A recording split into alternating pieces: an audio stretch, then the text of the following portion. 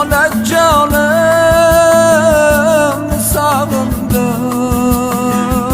bolam deb ulg'aytirgan mehribonim men sog'indim.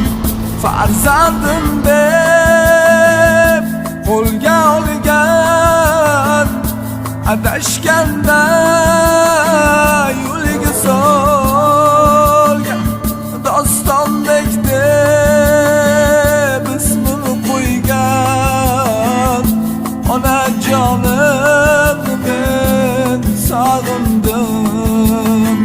Farzandim